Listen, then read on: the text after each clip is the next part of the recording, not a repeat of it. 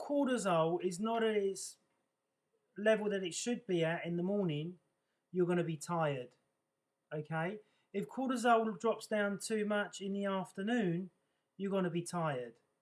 If cortisol is too high at night time, like you've jacked it up, you can't sleep. So when cortisol, and when I measure cortisol with lab report here, okay, I can see exactly where your cortisol levels are. Okay, if it's really high at night and you're waking up because of blood sugar, we need to find out why the blood sugar is imbalanced. Is your blood sugar imbalanced because of bad diet? Is your blood sugar imbalanced because of bad lighting? Like I've blogged about that. Is your cortisol too high because you have a parasite or a fungus inside the gut?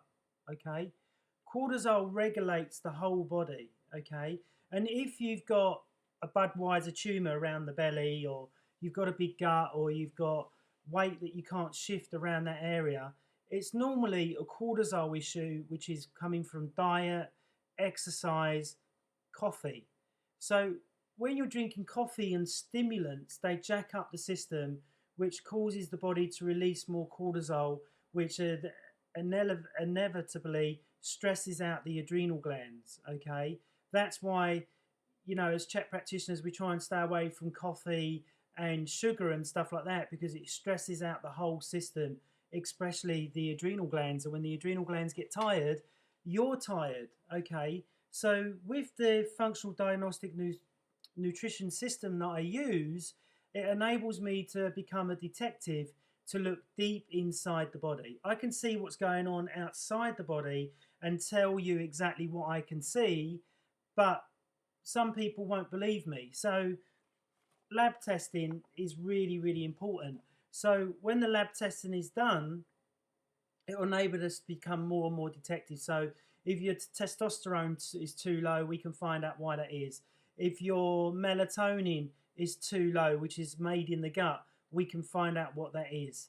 So if melatonin is made in the gut and you can't sleep at night, that could be a cause of why you can't sleep at night, because you've got an offending invader inside the gut causing that issue. Does that make sense?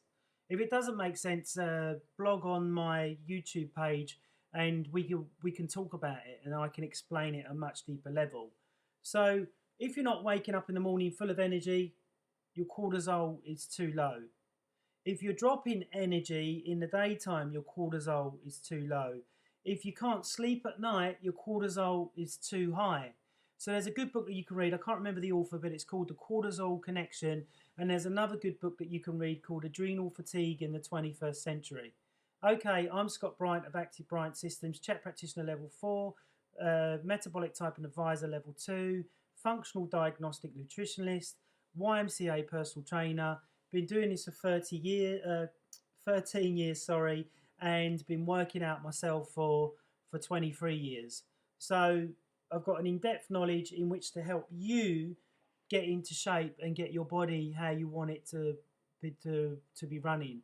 So if you're feeling chronically tired and chronically stressed, and you're fat and you're overweight, and you know things are just not going the way that you want them to, then give me a call today on the bottom number, or send me an email, and I'm sure that we can get to the root cause of your issue. Okay, thanks very much. I'm Scott Bryant of Active Bryant Systems.